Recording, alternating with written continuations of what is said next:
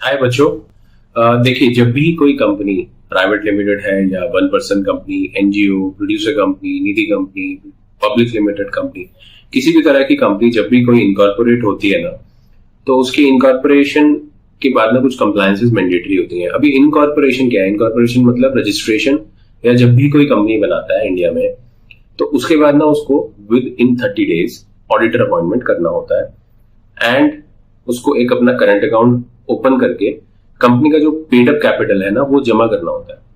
वो जमा करने के साथ साथ उसको एक और फाइलिंग करनी होती है जिसका नाम होता है कमेंसमेंट ऑफ बिजनेस।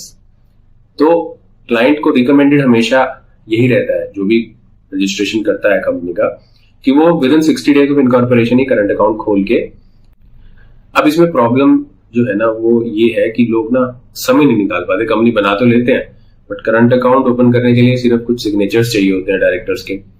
तो due to an number of reasons, जो भी उनके रीजन हो, चाहे लोकेशन का इशू है, मान लो कंपनी कहीं और बनाई है और खुद कहीं और है, तो ये सब जो कुछ इश्यूज है ना, इस वजह से क्या होता है कि प्रॉब्लम ये फेस करनी पड़ती है उनको कि करंट अकाउंट ओपन नहीं होता।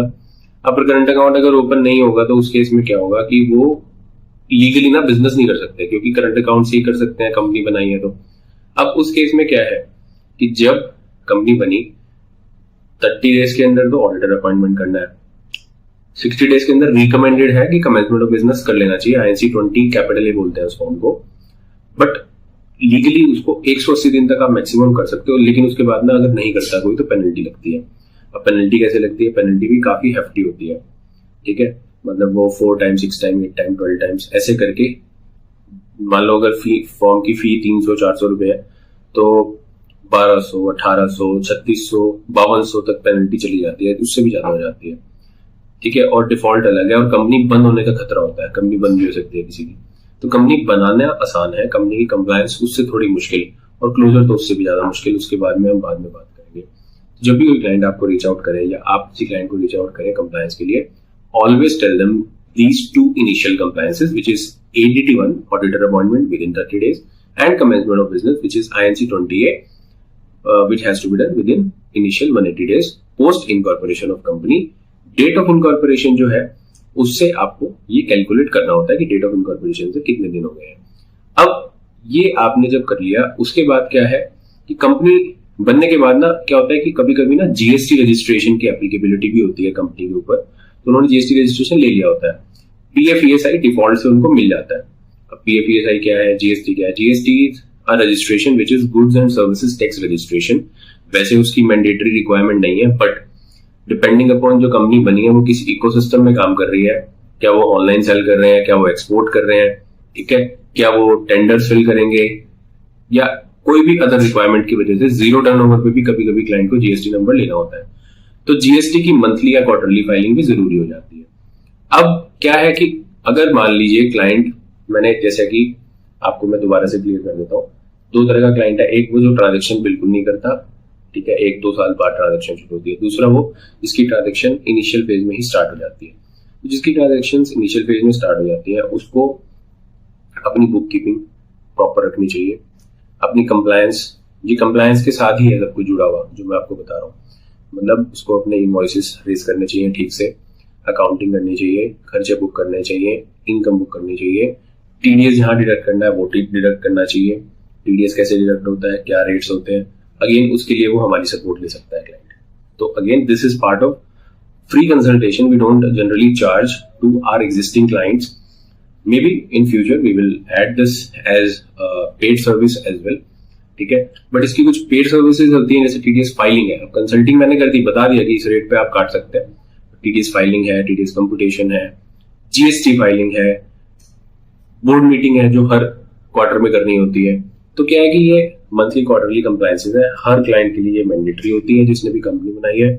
उसके बाद ये सब जो कंप्लायंसेस है, जैसे मान लीजिए किसी का एड्रेस चेंज हुआ, किसी का डायरेक्टर चेंज हुआ ड्यूरिंग द ईयर, तो वो भी कुछ फाइलिंग होती है, चेंज सर्विसेज बोलते हैं उसको। ऑब्जेक्ट चेंज हुआ, शेयर होल्डर ऐड हुआ, तो ये सब चीजें जो है ना डिपेंडिंग अपॉन क्लाइंट की क्या रिक्वायरमेंट है, हमें वो सिर्फ समझनी है, ठीक है। आपका ऑब्जेक्टिव है कि सिर्फ क्लाइंट जो बोल रहा है सामने से वो समझना है। समझाना क्या है? समझाना है बेसिक कंप्लायंस, क्योंकि बेसिक कंप्लायंस वही जो मैंने आपको बताई, इनिशियल 2 चीजें ADT1 INC 20 है। क्वार्टरली बोर्ड मीटिंग होनी जरूरी है। क्वार्टरली बोर्ड मीटिंग के बाद जो है आपको एनुअल फाइलिंग करनी जरूरी होती है। ये कंपनीज की कंप्लायंस है। एनुअल फाइलिंग में OC4 MTT 7 है या 7 फॉर्म्स होते हैं, जिसमें बैलेंस शीट PL जो भी साल में काम किया उसका लेखा जोखा बैलेंस शीट PL बना के उसको रिपोर्ट करना होता है। डायरेक्टर्स का पूरा लेखा जोखा कि कौन डायरेक्टर्स रहे ड्यूरिंग द ईयर, 31 मार्च तक कौन डायरेक्टर थे, शेयर होल्डर थे, क्या शेयर होल्डिंग थी, कितनी बोर्ड मीटिंग्स हुई हैं, कब कब बोर्ड मीटिंग्स हुई हैं, फर्स्ट मीटिंग कब हुई है, सेकंड कब हुई है, थर्ड कब हुई है, क्योंकि हर क्वार्टर में मिनिमम एक मीटिंग करनी मैंडेटरी है। एक बोर्ड मीटिंग से दूसरी बोर्ड मीटिंग के बीच का जो गैप है वो मैक्सिमम 4 मंथ्स हो सकता है। ये कंपनी लॉ के हिसाब से आपको सिर्फ अभी से सिर्फ अंडरस्टैंडिंग के लिए याद कर ले। टेक्निकल पॉइंट्स हैं, आप इस वीडियो को 10 बार सुने कम से कम, जो भी मैं आपसे बोल रहा हूँ, क्योंकि अगर आपने इसको 10 बार सुन लिया आपकी कन्वर्सेशन उतनी स्मूथ होगी। और दूसरी चीज, आप जरूर क्विज को अपीयर करें। जो भी क्विज इन वीडियो की सीरीज के बाद आपके पास आएगा उससे आपको काफी हेल्प मिलेगी। आप वो क्विज को चाहे 10 बार अपीयर कर लें, ठीक है।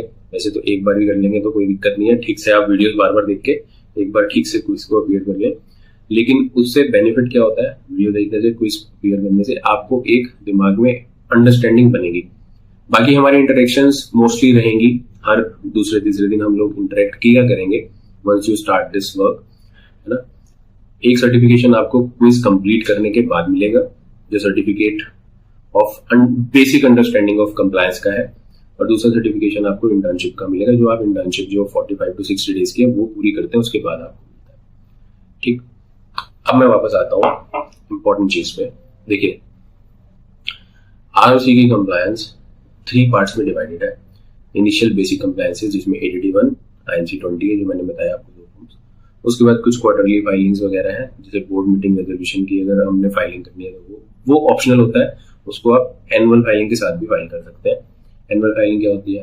तीसरी चीज एनुअल फाइलिंग है, उसमें AOC4 MTT 7 director KYC, minutes of meeting, attendance report, director report, board resolutions आपके जो है, ऑडिटर की रिपोर्ट, और उसके अंदर ये सब फॉर्म जो है बनते हैं, अटैचमेंट बनते हैं, और वो रजिस्ट्रार ऑफ कंपनी को फाइल होते हैं। अब ये सब जो बेसिक कंप्लायंस है, ये हर एक प्राइवेट लिमिटेड कंपनी या फिर 1% कंपनी के लिए ही आपको अभी सीखनी और समझनी है और पिच करनी है, आपने और किसी के लिए नहीं करनी है। अगर बात करें सेक्शन 8 प्रोड्यूसर निधि, इनके लिए भी ऑलमोस्ट सिमिलर कंप्लायंसेस है, लेकिन थोड़ी थोड़ी डिफरेंट है, तो उसमें हम अभी नहीं जा रहे, हम आपके लिए सिंपल रख रहे हैं। हाँ, सेक्शन 8 के लिए ऑलमोस्ट सिमिलर कंप्लायंसेस है, जैसे OPC और प्राइवेट के लिए। तो आप अगर मैं बोलूँ तो आप इन 3 के लिए कर सकते हैं, प्राइवेट, OPC और सेक्शन 8 की जब आप डिस्कशन कर रहे हैं तो आप ये बेसिक चीजें बता सकते हैं क्लाइंट को। प्रपोजल में अगेन ये सब चीज मेंशन होगी, तो आप प्रपोजल से भी रेफर कर सकते हैं। तो ऐसा नहीं कि आपको ये सब रटना है, आप समझ लीजिए कि कंपनी बनी है तो रजिस्ट्रार ऑफ कंपनी को ये इंफॉर्मेशन देनी जरूरी होती है कि कंपनी जेन्युइन है, डायरेक्टर जेन्युइन है, काम कैसे कर रहे हैं, ऑडिटर की एक रिपोर्ट उसके साथ सबमिट हो रही है। तो ये सब चीजें इसलिए बताई जा रही है कंपनी की जेन्युइनिटी को एक्सप्लेन करने के लिए। अब मैं वापस आता हूँ अपनी दूसरी चीज पे। तो ये थी क्या? ये थी ROC compliance of a company, और फोकस प्राइमरीली रहेगा प्राइवेट और OPC के ऊपर। सेक्शन 8 भी आप पिच कर सकते हैं अगर आपकी एक ये बेसिक अंडरस्टैंडिंग बन गई है इस 5-7 मिनट की वीडियो को देख के।